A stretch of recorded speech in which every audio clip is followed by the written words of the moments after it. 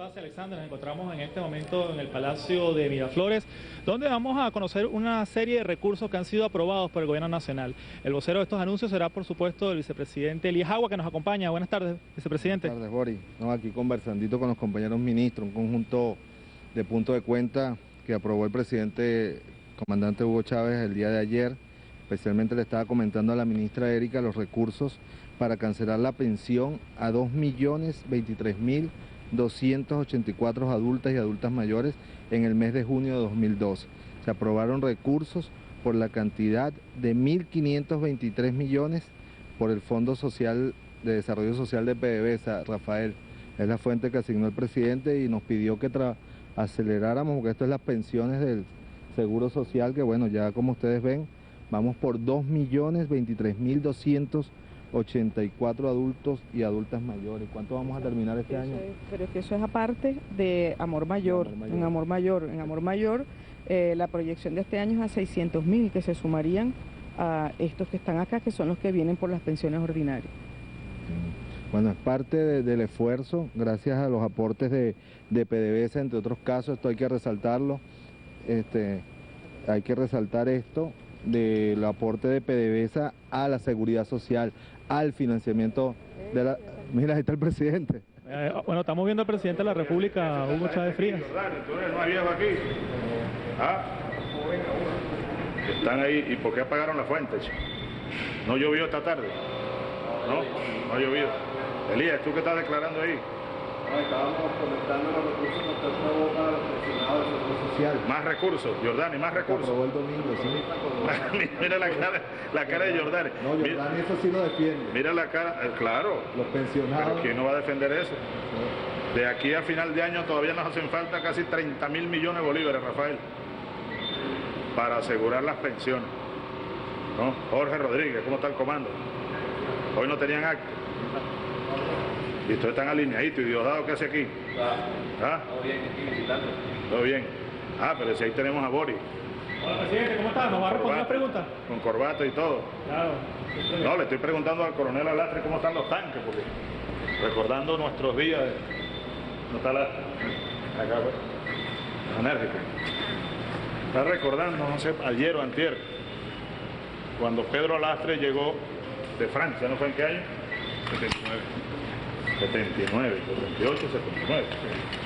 Ya yo estaba en Bravos de Apure, llegaste a Bravos de Apure con unos mostachos aquí. Y entonces estábamos comenzando a organizar las primeras células del movimiento bolivariano. De ahí viene todo esto.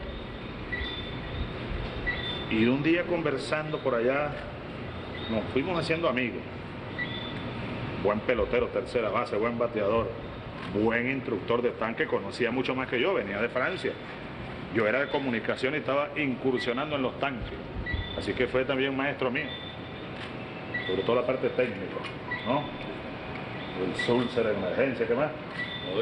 ¿Qué más? Los 7 pasos para disparar el tanque, ¿te acuerdas? Fuimos a disparar a los tanques al Pao, Fuimos para Guaypoa. para Guaypoa, al año siguiente, con Prieto y Papupapa, pero no digas quién es Papupapa. Entonces... recuerdo que una noche me consiguió Alastre, me vio leyendo un libro de esos, que eran como prohibidos en los cuarteles, y me hizo un comentario, y empezamos a hablar, y me dijo, no, si mi papá fue guerrillero, el papá de él fue guerrillero, Pedro Alastre, era de Puerto Cabello, ¿no? Era de Puerto Cabello y Puerto Cabello. Estuvo en los Humocaros con Argimiro Gabaldón, y cuando él estaba en la barriga de su mamá, Lila, la vieja Lila, ¿ve? Estuvo presa cuando estaba preñada. ¿Tú naciste en qué año fue? 53. 53. Bueno, ella ya luchaban contra la dictadura de Pérez Jiménez. Y después se fue el viejo para la guerrilla. Y entonces, después llegó Díaz Reyes. El nuevo Díaz Reyes, resulta que también hablando con Díaz Reyes, también jugaba pelota, y buen oficial, y muy enérgico y tal, y uno lo miraba. Y resulta que una vez llegó a visitarlo el papá, un viejo dirigente del Partido Comunista de los Teques, y fue el otro compañero, fue la primera célula en el batallón blindado Bravos de Apure del movimiento bolivariano revolucionario. 200. El 4 de febrero, Alastre estaba aquí con los tanques, junto con todo el batallón. Todo el batallón. Ayala. El Ayala. El Ayala. Bueno, ¿qué tal? ¿Y de qué hablan ustedes aquí? Rápidamente. Hace pocos instantes se aprobó en Cochabamba la Carta Social en la OEA. Algo de lo cual el gobierno nacional, durante las múltiples intervenciones que ha tenido en foros internacionales, ha abogado, que es precisamente el abordaje de la Carta Social. Algo que el día de hoy, luego de varios años, se aprobó. Y algo que es relevante si se toma en cuenta que aproximadamente 300 millones de personas en el continente se consideran pobres. ¿Cuál es su posición en torno a esta situación que acaba de ocurrir hace pocos instantes? Mira, ya tú vas a empezar a hacer preguntas, te vas a convertir en una entrevista. Mira, además de ese punto, que es muy importante, esa propuesta nació aquí, en Venezuela, Carta Social de las Américas, así llamada. Bueno, y trató de ser bloqueada, obstaculizada, tergiversada, pero se aprobó. Yo acabo de hablar con Nicolás, estaba hablando con él ahorita. ¿Y cuándo van ustedes? ¿Por qué se van? Yo voy para el cementerio. Yo quiero saludarlo. Oye, no puedo saludarlo, Rafael. Y ustedes que yo tengo lepra, Oye, negra, ¿y por qué yo camino y tú vas para atrás? Porque usted camina muy rápido, presidente. Tenemos que irle abriendo camino. ¿Cómo estás, Diosdado? ¿Cómo estás? ¿Todo bien? Bueno, la rueda de prensa. Ya te voy a terminar de comentar algo. Hola, Isi, ¿cómo estás tú? ¿Qué tal? ¿Todo bien? ¿Cómo están las comunas, el Poder Popular? ¿Y tú cómo está la alcaldía? ¿Todo bien? ¿El plan de Katia cómo anda? Bien. Jorge, ¿y los recursos? No hay. Pero habrá. No hay, pero habrá. No, pero aquí sí hay. Mira, Flores sí hay. Ministro de Finanzas. No hay allá en finanzas, pero aquí ustedes saben que aquí sí hay. ¿Cómo estás tú? Los recursos que tiene que aportar él. Eso sí. Ajá. Eso ¿Y sí. este que está aquí? Muchísimo. El petróleo está cayendo bastante. Hoy cayó $3. Bueno, mira. Entonces, es muy importante. Yo tengo el reporte aquí, mira.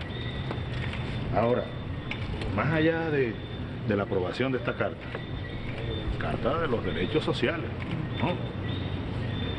Es una visión nueva, sin duda alguna. Oye, ¿no viste el discurso de Correa hoy, esta mañana? Incendiario. ¿Incendiario, crees tú? Bueno, incendiario, está bien. Correa y Evo ayer. Evo empezó suavecito, él es así. Y yo cazándolo, ahí viene el indio. Y Correa se fue para allá esta mañana a fijar posición. Y fíjate, hay que agradecerle a Evo, ¿no?, sus opiniones, su análisis, su liderazgo. Y a Correa, Rafael Correa. Rafael leyó hoy la carta que el tristemente célebre presidente de la CIDH, ¿no es? Comisión Interamericana de Derechos o de no derechos o inhumanos, no sé cómo llamar eso. Le mandó a Carmona cuando estaba yo preso. Esa fue la respuesta que dio esa comisión a la solicitud de un grupo de colombianos que mandaron un documento pidiendo que se preservaran los derechos humanos y la vida de este humilde servidor. Correa leyó la carta y además hizo reflexiones, analizó la carta. Miren, ni siquiera habían juramentado al canciller golpista y ya él lo reconocía. Excelentísimo señor canciller, imagínate tú cómo estaría coordinado todo eso. Y a este humilde presidente lo llama señor Hugo Chávez, lo cual no es ninguna ofensa, pero quitándome de inmediato es no mi cargo de presidente, ¿no? Ya yo estaba tumbado pues, por ello también, ¿no? Es terrible esa la manipulación, es muy importante eso que está ocurriendo en Cochabamba. Ahorita están reunidos los cancilleres y el secretario general discutiendo el tema de la CIDH. Yo estoy bien informado. Nicolás, mire, el teléfono. Y bueno, y pendiente de las posiciones de países, cada país, ¿no? Por supuesto, ahí está Estados Unidos y Canadá tratando de bloquear los cambios, tratando de bloquear los cambios. Por eso es que si la mayoría de nuestros países exige cambios en esos mecanismos de lo que ha sido, como dijo Fidel un día, el ministerio de las colonias de los yanquis, si ahí no hay cambios, hay que acabar con la OEA, pues. ¿Para qué OEA? Como dijo Bracamonte cuando llegó el abogado, ¿para qué abogado? ¿Te acuerdas del teniente Bracamonte? ¿Para qué abogado? Está preso por rebelión, ¿para qué abogado, chico? ¿Para qué abogado? ¿Para qué OEA, chico? ¿Y para qué CIDH? Vamos a crear nosotros nuestros mecanismos, bueno, en estos espacios geopolíticos de unidad, de integración que están haciendo. Aquí en Caracas nació la CELAC, vamos a recordar eso. En Margarita nació la UNASUR y eso va marchando dentro de pocos días. Hablé con el presidente de Colombia hace unos minutos, unas horas, varias horas, para, bueno, ambos felicitándonos por el éxito en la captura de uno de los más buscados narcotraficantes y paramilitares también. Diego Rastrojo. Ajá, Rastrojo. Y sus redes respectivas que estamos golpeándolo. Y conversamos algunos puntos. Me recordaba Santos que el próximo lunes 11, Ali Rodríguez Araque asumirá la Secretaría General de la UNASUR en Bogotá. Estamos hablando de ese punto. ¿Tú vas a seguir preguntando? Por supuesto. No, presidente, pero es algo muy importante, es algo relevante. Hace 2 semanas usted presentó el borrador del segundo plan socialista de la Nación y mostró algunos objetivos que se van a lograr. 2.7 millones de viviendas, un crecimiento del PIB del 8%, si mal no recuerdo. Ya faltan pocas horas, por no decir días, para que se presente ese plan dentro de lo que es el proceso de rumbo al 7 de octubre. ¿Qué más nos puede adelantar ese plan de gobierno? ¿Qué se ha acordado ya, que sea de conocimiento? Vamos a trabajar ahora ese punto, esos puntos, detalles, ¿no? Te diría solo que, bueno, como sabemos, según manda la ley, el día de la inscripción yo debo llevar, además de la cédula, el programa de gobierno, ¿verdad?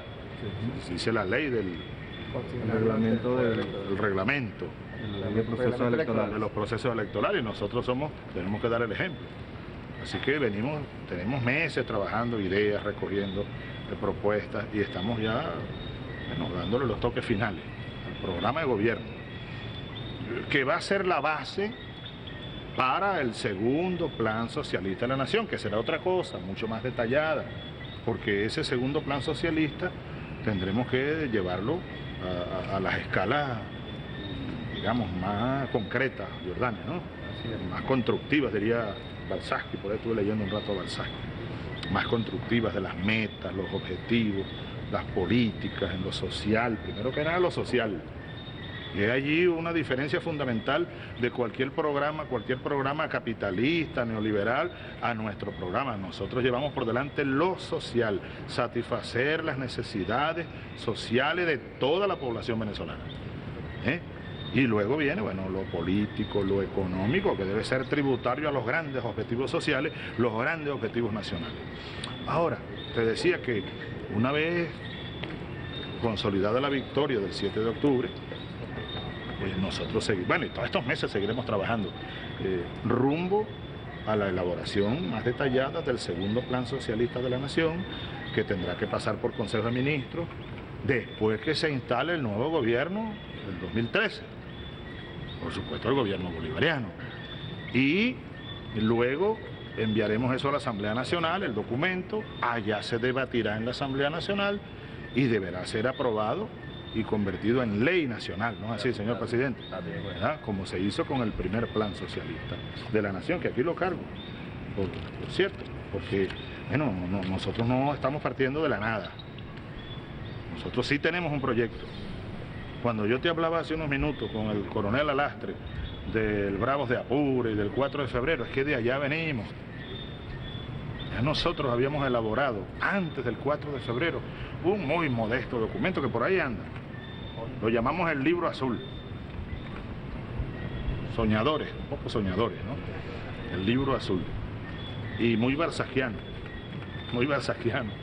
Y ahí colocamos, primero, satisfacción de las necesidades sociales, humanas, para definir el objetivo nacional, el proyecto nacional. Un proyecto nacional, esto va mucho más allá de ser un simple programa de gobierno. Nuestro programa de gobierno 2013-2019 se inscribe dentro de la visión de largo plazo que viene ya desde hace varios años y se proyecta hacia el horizonte futuro. El proyecto nacional Simón Bolívar, un proyecto de largo alcance, de largo aliento. Entonces, el libro azul del 4 de febrero. Un documento que sacamos en Yare nosotros, llamado Cómo salir del laberinto. Eso también es insumo para este proyecto. La Agenda Alternativa Bolivariana de 1996. Y bueno, y luego el primer plan socialista. Nosotros no estamos partiendo de la nada. No, nosotros tenemos un proyecto que está en el poder. Como dice Barzaki, el primer paso es, tú puedes hacer 1000 proyectos, pero si no tomas el poder, ¿cómo lo llevas adelante? Por eso es que yo diría incluso, y lo tengo anotado en estas notas que hice hoy, estoy haciendo mediodía unas notas. Mira lo que yo escribí hoy.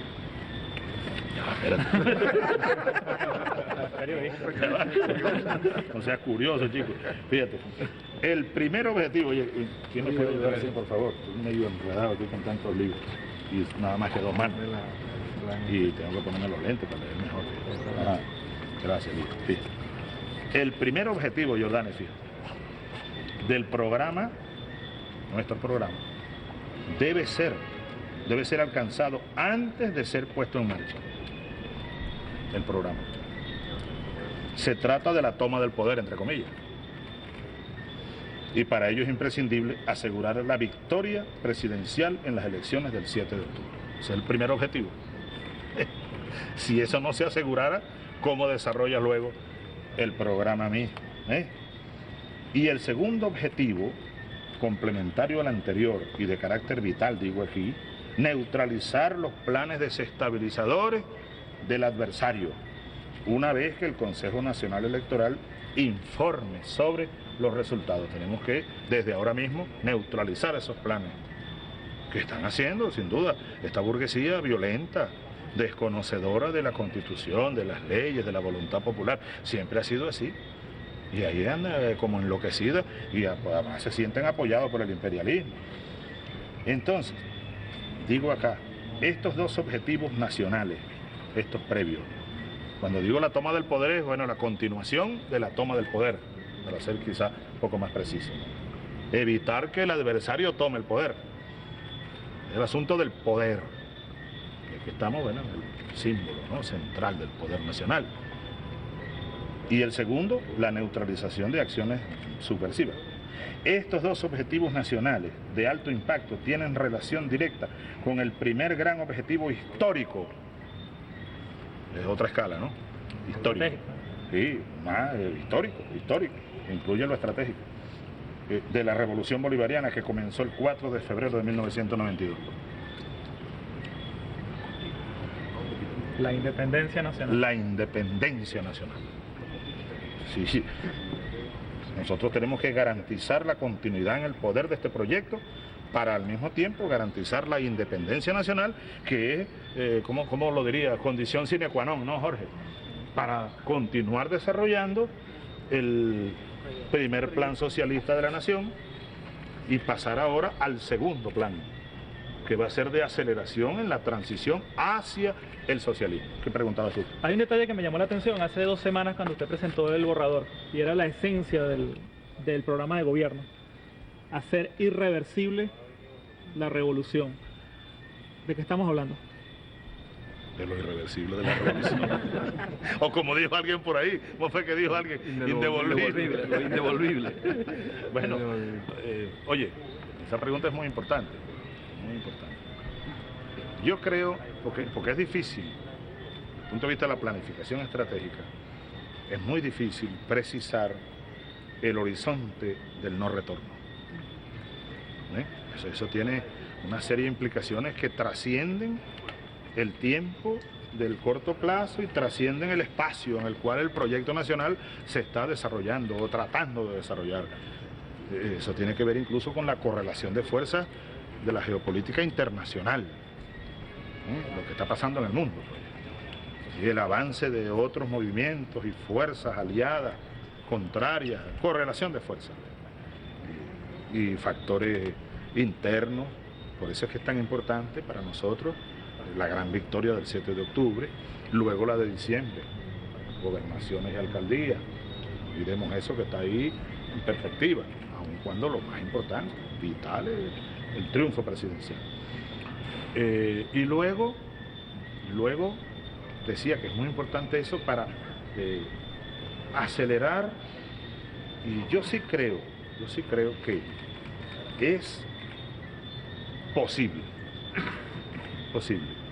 que en ese lapso del 2013 al 2019 nosotros, vamos a decirlo de esta manera, traspasemos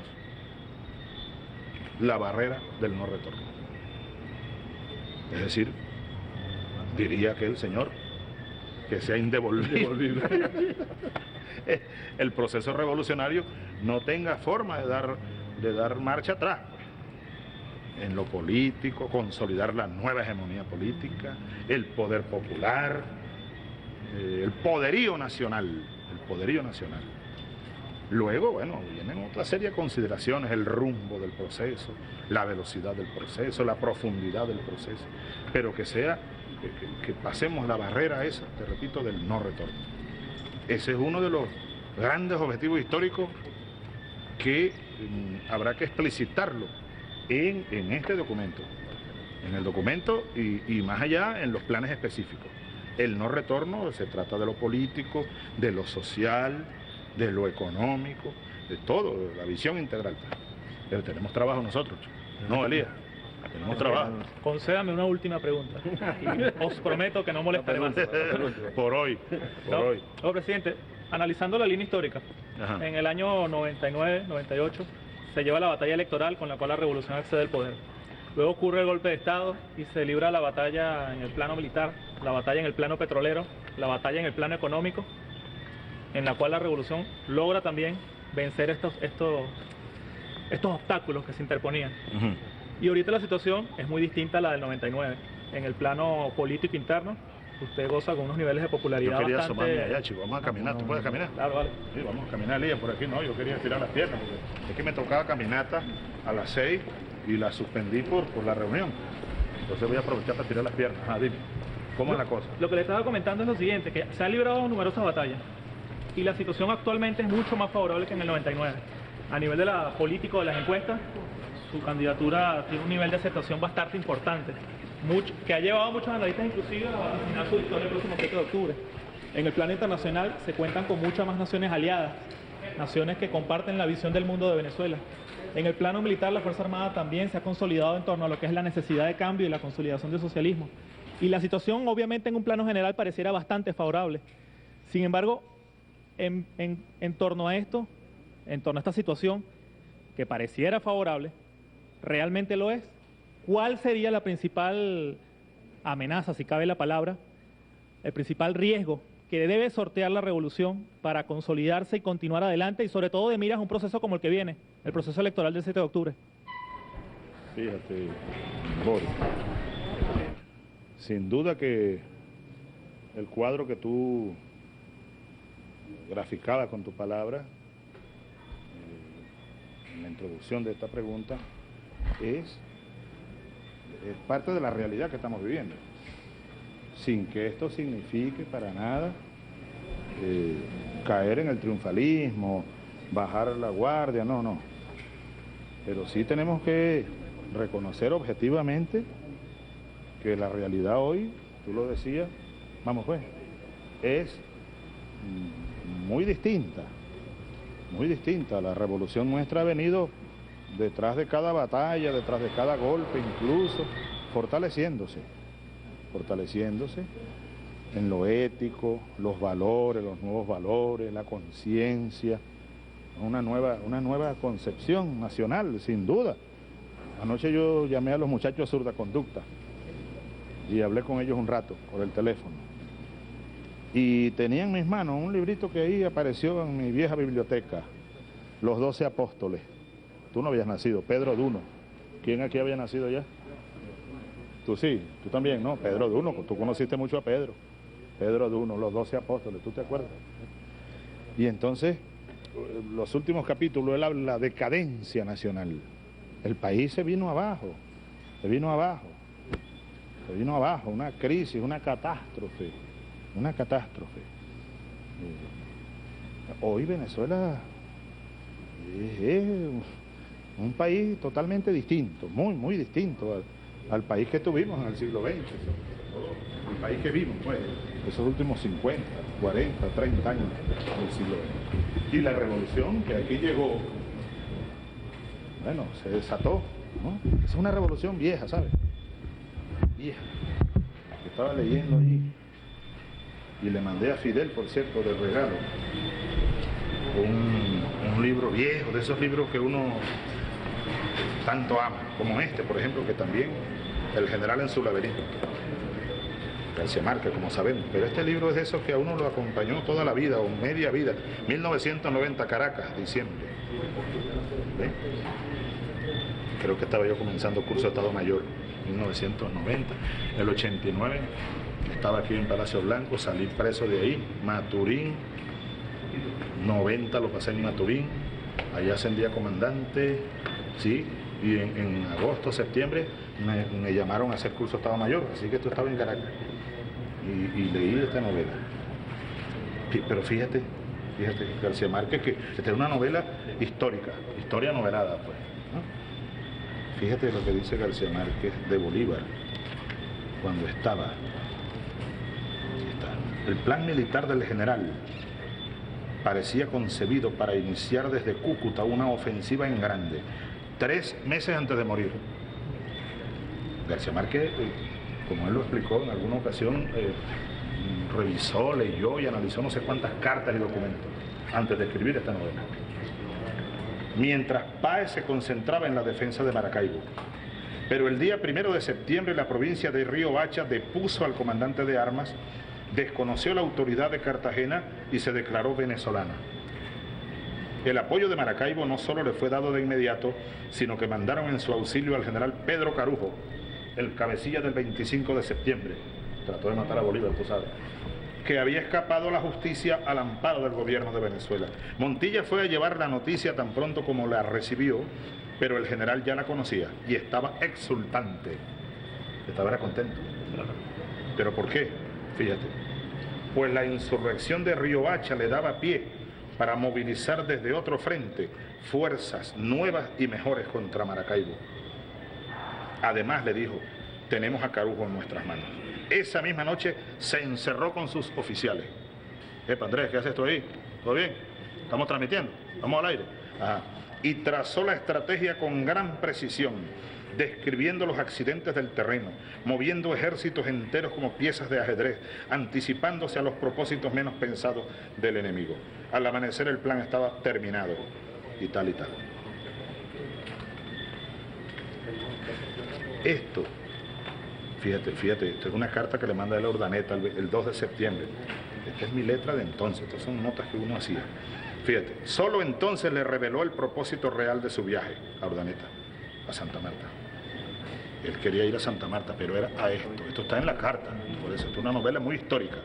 Veré de cerca las operaciones contra Riohacha y me acercaré a Maracaibo y a las tropas para ver si puedo influir en alguna operación importante.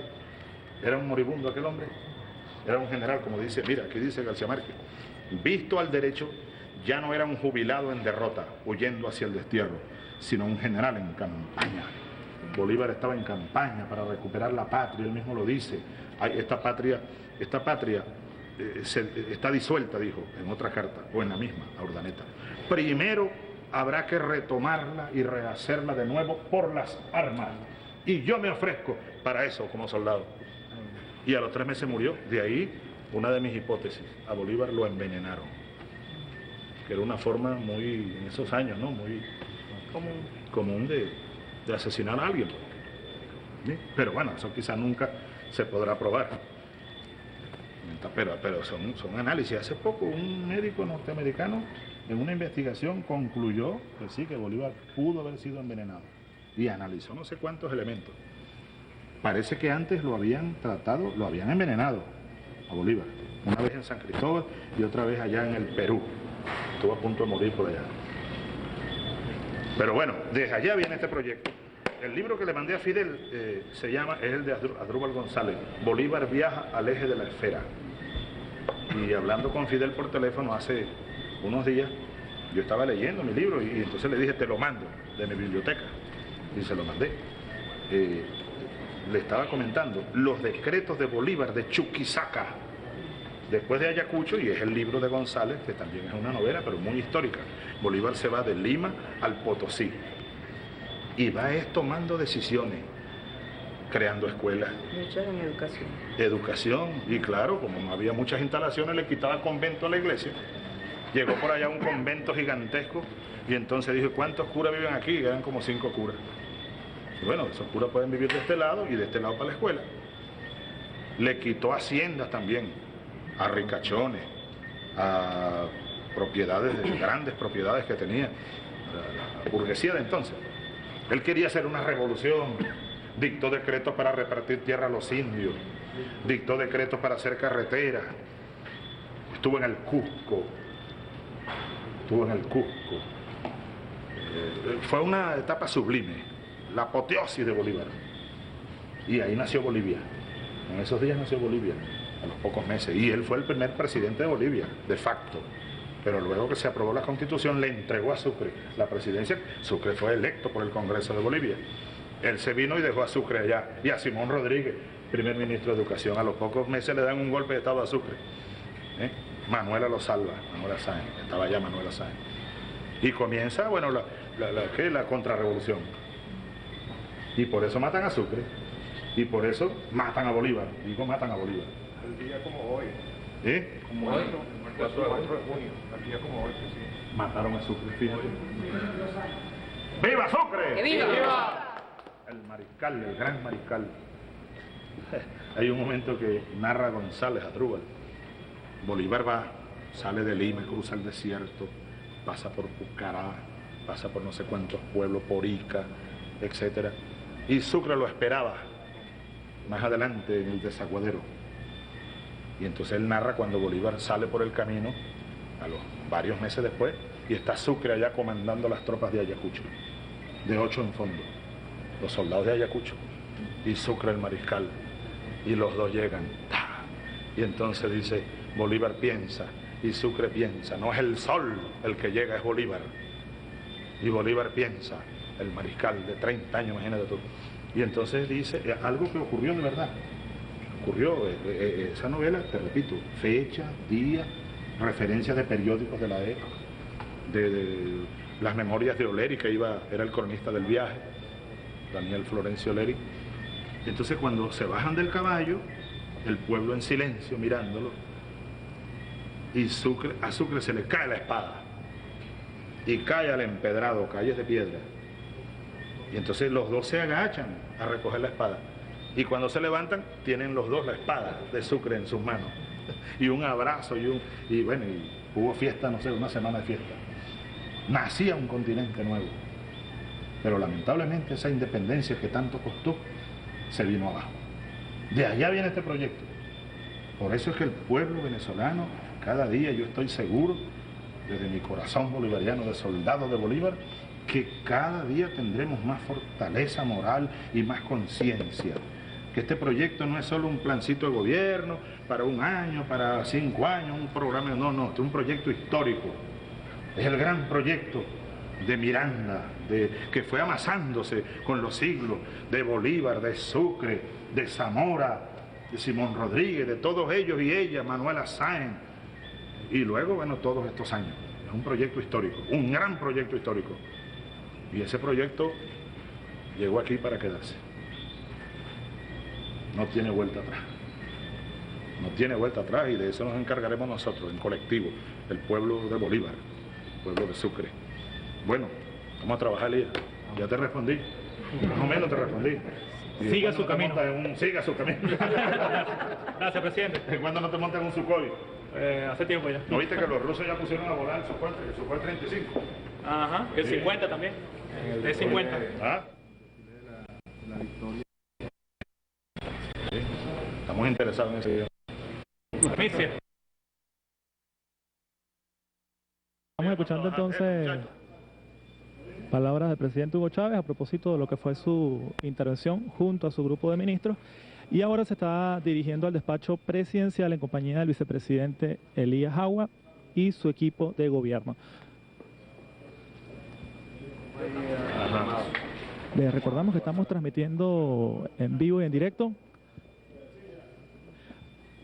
Estamos transmitiendo en vivo y en directo desde el Palacio de Miraflores a propósito de lo que es precisamente esta intervención que el presidente de la República y su equipo de gobierno han tenido la oportunidad de ofrecer a todo el país en esta transmisión que les estamos llevando a ustedes, precisamente para conocer de cerca lo que es el parecer del presidente de la República ante temas de actualidad nacional e internacional, como es la reciente aprobación de la Carta Democrática y en este caso la Carta Social, que fue aprobada recientemente en Cochabamba, la detención de el paramilitar colombiano que ocurrió el día de ayer precisamente en nuestro país, señor Rastrojo, así como también lo que es su posición en torno a lo que es la campaña electoral, que sin duda alguna es lo que está marcando la agenda política de nuestro país rumbo al 7 de octubre.